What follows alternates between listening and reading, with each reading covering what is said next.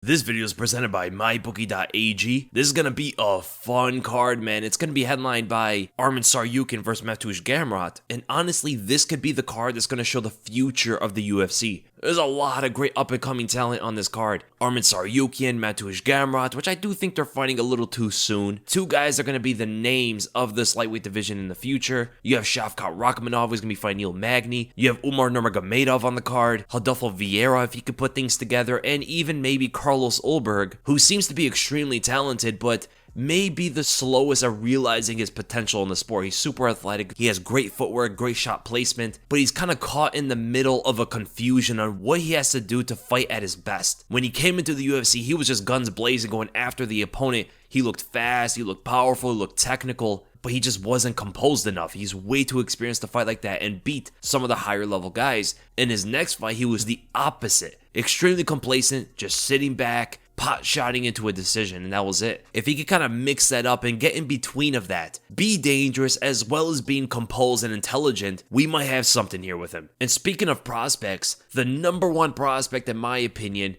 it will have to be Umar Nurmagomedov for the fact that he's a guy that's not ranked yet. Shavkat, Arman, and Gamrot are all ranked, and I still believe at Umar's young age, he might be able to do even better things than the other guys mentioned. Super talented fighter, man, and a bit different than his cousin Khabib. The fighter of the night, there really isn't one. I had to pick three fighters for this one. Arman Tsarukyan, Mateusz Gamrot, and Shavkat Rakhmonov, who are seen to be not only the fighters that the fans are most excited about, but even the fighters that the UFC is promoting more than anyone else. They're putting out videos and stuff just for Shavkat Rakhmonov. He's the co-main event. You can already tell the organization sees the talent that they're promoting on this one. But the banger of the card are between two fighters you probably don't know too much about. I apologize if I do not pronounce his name correctly. Nurmagomedov versus TJ Brown. This one should be pretty interesting, man. Shaylin's a super aggressive fighter, goes forward, throws big power shots, attempts takedowns. He's a bit of a jack of all trades, and TJ Brown is a younger fighter who is looking better. His counter-striking is looking more on point, picking his shots better than ever before, and looking super big for the featherweight division. But the fight of the night, by far the best one on the entire card in my opinion, is that main event. Arman Tsarukyan versus Mateusz Gamrot. Even though it is early to put these two guys together, it's still a fantastic fight and I'm super excited about it. Two guys that could do everything in the book. I mean, they're high-level grapplers,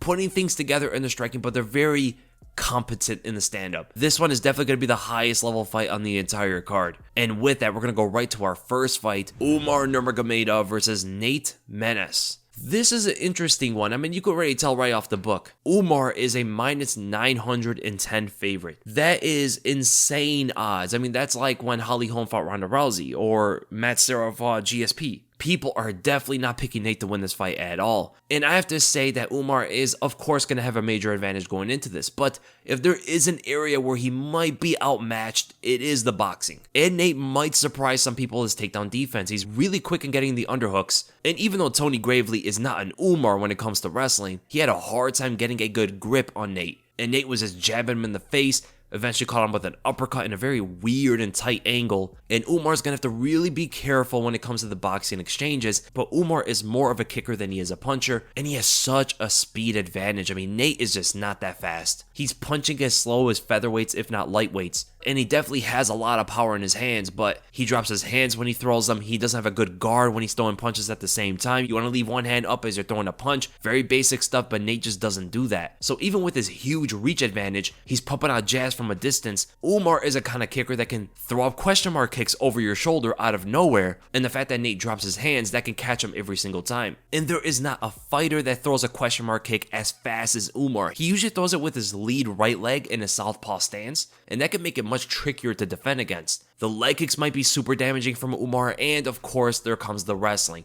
I think that the first initial shot might be defended by Nate, but it's a chain wrestling, man. If Umar is able to get Nate up against the fence, regardless of Nate's size advantage, Umar might do him just like he did Brian Kelleher. Grind him on the cage, rotate to the back, get the rear naked choke, all that. Or he could even take it to the ground after a couple more shots, switching up grips and stuff like that, just being one step ahead of Nate and controlling for the rest of the fight. So ultimately, I am going to go with Umar Nurmagomedov. I'm going to go by a second round submission, but I definitely do not agree with the betting odds here. 9-1 favorite is essentially where the opponent has no chance, and Nate definitely has a chance when it comes to his power, his size, and his boxing skill. And then we go to the co-main event. All credit to this man, Magny, is taking on Shavkat Rakhmonov. When essentially you could kind of understand that a lot of people don't want to fight Shavkat right now. Until he gets into like the top 7-ish, top 5-ish, people are going to try to avoid such a dangerous young fighter like Shavkat, who really doesn't give them any kind of benefit to fight him. Neil Magny doesn't care. This guy was calling out Hamza, and he's willing to fight Shavkat.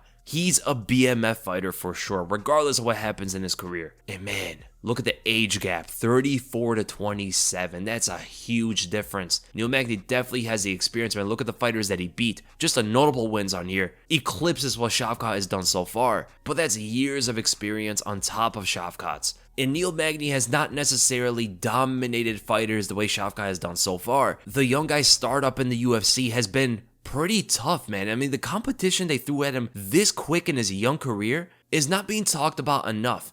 Alex Oliveira, Michel Prazeres, and Carlston Harris. Those are 3 legit fighters that he had to fight back to back to back, and he made it look easy every single time. Just like Neil Magny has a lot more experience than Shavkat, so did Alex Oliveira and Michel Prazeres. And he made them look like they didn't even belong in there with him. And not only that, they all have completely different styles to their game. Alex Oliveira is more of a sniper, super athletic and powerful from a distance. He has crazy kicks, one-shot knockout power with his right hand. He's a strong wrestler, but not necessarily that skilled. And super tough, man. Very hard to put away. Michel Prazeres is a kind of an opposite fighter where he likes to walk you down, puts a lot of pressure on you using his boxing, tries to take you to the ground and just beat you up over time. And Carlston Harris is another good athlete, a little bit more composed and tight with a lot more things when it comes to his boxing compared to Oliveira, but a better wrestler than anybody that Shavkat has fought in the UFC by far. And Shavkat is just so precise against all of these different kind of styles. He's able to find his hands, his knees, his shins, and his heel on everybody. And I don't think much is going to be different when he fights Neil Magny. The only thing about Neil Magny is he's much longer. 6'3", 80-inch reach. Shavkat's a big guy for this division with a long reach as well. So maybe that discrepancy might give him a little bit of a hard time finding his shots. It might draw the fight out later into the rounds, 2nd and 3rd round. You might see a finish there, or that's when Shavkat's going to really start to understand where he has to place his shots. Because Neil Magny throws out a lot of jabs.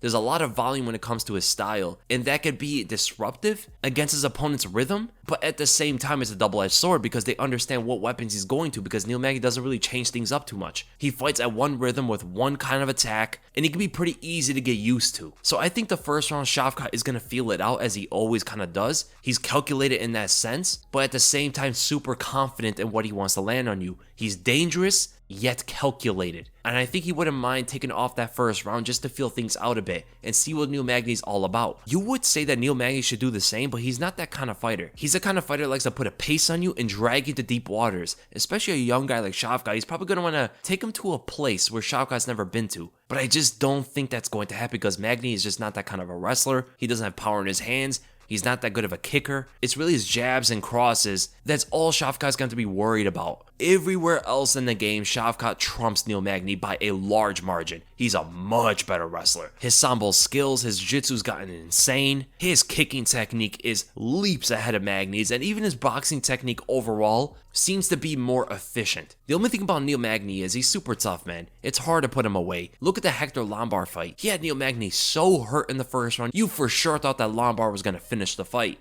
But he perseveres, man. He gets through it. And before you know it, Lombard is gassing and Magny is just putting the pace on him. I don't see that happening to Shavkat because he's very composed and calculated. He doesn't go crazy and looking for a finish. But at the end of the day, you might see a combination of all Neil Magny's losses combined into one. From the leg kicks and the jabs that Santiago Ponzinibbio was punishing Neil Magny with, you might see that from Shavkat. The takedown strength that Michael Chiesa and Rafa dos Anjos showed against him. The submission attempts from Damian Maia and Rafa dos Anjos. You might see a similar kind of approach from Shavkat Rakhmonov if it hits the ground. The same kind of weaknesses that Neil Magny's always had in his career, you might see that whole combination, the cumulative of all of that, inside of one fight here with Shavkat. So ultimately, I'm gonna go with Shavkat Rakhmonov, and I'm gonna go by a second round submission. He is a pretty crazy favorite, minus 445. A lot of people riding on him to absolutely dominate Neil Magny, and I could see it happening for sure. I just think that first round might fool people thinking that Neil Magny has something here, but it's ultimately just Shavkat taking the round off a little bit, looking for his shots, and not doing anything reckless in front of the veteran. And then we finally get to the main event. Arman Tsarukyan versus Mateusz Gamrot, and get ready to remember those names. These guys are here to stay. Arman and Gamrot are going to do amazing things in the future. They're going to put on a show, man. This is such a high level fight. Arman Tsarukyan, one of the only guys that can even grapple with Islam Makhachev, and that is even going forward. Look at the guys like Dustin, look at, Justin Gaethje, look at Beneil Dariush, and everybody even in the top 5. Most of those guys are not grappling with Islam. Arman Tsarukyan showed he was able to in his UFC debut. Imagine going forward how much better he's going to be. He might even eclipse Islam Makhachev when it comes to the grappling. And that's kind of crazy when you think about it. The guy's only 25 years old. He's already doing amazing things. Look at the list of guys he already beat in the UFC. He beat Yoel Alvarez, where a lot of people thought Alvarez would give him some kind of a test. Nope. Matt Frevola. Some people thought he would give him a test. Not really. Davi Hamosh, insane grappler. Didn't do much against Arman either. Olivier Aubin-Mercier, a veteran in the sport, good at many different areas. Really couldn't amount to much. What if he does the same thing to Mateusz Gamrot? That would be kind of crazy, man. What if he just runs through this guy as well? Out of all of Arman's opponents, Gamrot seems to be the most competitive with him. I definitely think he's going to be a harder fight than Yoel Alvarez was. But when you think about the fight on paper, like the basic things that these two guys do, where does Gamrot beat him? He might have better Brazilian Jiu-Jitsu just by itself, but can he even get Arman to the ground? If Islam Makhachev had a hard time taking this guy down when the guy was like 22 years old, is Gamrot really going to be able to do it? I mean, he has a single leg takedown. He's pretty strong in the area. But I don't think he's a better wrestler than Arman. It's just if it gets to the ground, that's where Arman has to be a bit careful. And even in the striking, Gamrot is more versatile in many things he does. He has many more attacks, many more striking techniques, but nothing really looks that polished. Arman Tsarukyan has better technique in the strikes that he throws, but he just doesn't vary in a lot of them. He has a good overhand, good left hook, and good round kicks. That's pretty much it. Doesn't really go anywhere else. He just sticks to what he does best. And he has a lot of power, man. I think he has a power advantage over Gamrot, and he's definitely much quicker. But even though Gamrot does have power in his own right, look at the way he dropped Scott Holtzman. It was a very strange right cross that he dug in there with. I mean, he shifted with it into it, which generates a lot more power, but I find it very difficult for him to land a lot of these different kind of strikes on Arman, given the fact that Arman might be looking to take him to the ground, shoot under any kind of big attempt that Gamrot's going to throw at him. Leg kicks might be big for both fighters here. Now, there's two things that could be game changers here. Mateusz Gamrot has had 5-round fights multiple times over there in KSW, whereas Arman Tsarukyan has never fought 5 rounds before, and he is young, so he may not have the experience or the knowledge on how to pace himself in that kind of fight, whereas Gamrot does. And the other thing is going to be about Arman's pressure. Gamrot has a pretty basic level of footwork.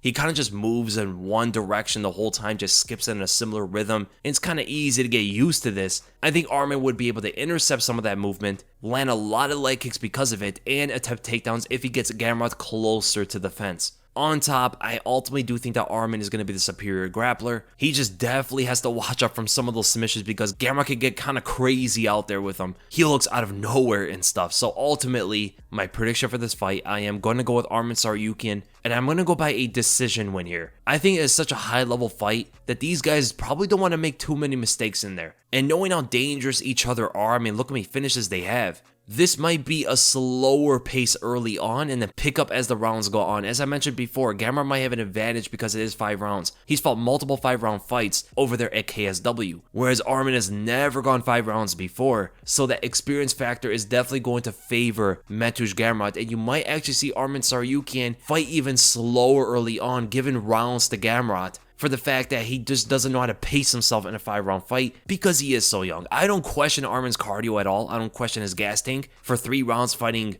Matt Frevola, Davi Hamosh, Olivier Aubin-Mercier, and Islam, he looked great for 3 rounds. The pace that he actually puts on people, you would think this guy would eventually gas out, but in a 3-round fight, he looks fresh all the way through. Even in a fight against Frevola where he missed weight, noting that he might have had a bad weight cut, he still looked great out there. And being a 3-1 favorite over Gamrot is actually something I can agree with. And those are some great odds to win on when you go to mybookie.ag, where consistently they have the best lines for the sport. They have live updates. They're constantly moving, man. And the closer we get to fight night, the more rapid the changes are. So sometimes it's better to get early, sometimes it's better to get late. It's a bit of a strategy, but so is picking the fighters. I usually like to look at the underdogs here and which one seems the most favorable to win on the entire card. For an example, Vanessa Demopoulos is a big underdog against Jinh Yu Frey, where I do actually believe it's more of a pick'em. Jinh Yu Frey doesn't really chase for any finishes that much. She's not as powerful as Vanessa, and on the ground in her latest fight, she tends to just like lay on top of you. And she's 37 years old, man. Much older in her career at a weight class that she doesn't normally compete at. She's a natural atom weight. I could definitely see Vanessa winning this fight. Now, Rodolfo Vieira versus Chris Curtis is an interesting one that can go either way, so I do agree with the betting lines here, but it's pretty much the grappler versus striker matchup. If Vieira gets Curtis to the ground,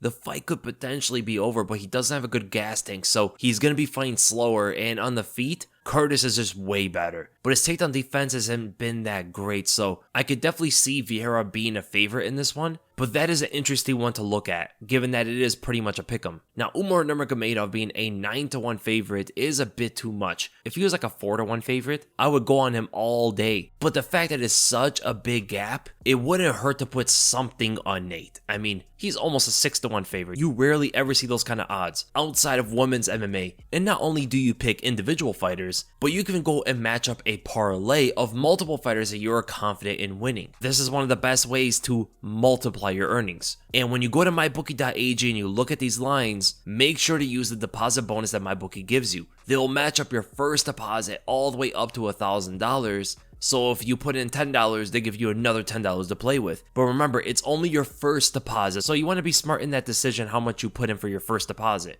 To activate this, just use the promo code WEASEL, that's WEASLE, to take advantage of MyBookie's sign-up offer. Visit mybookie.ag today so you can win big. And ultimately, man, that's the end of the predictions.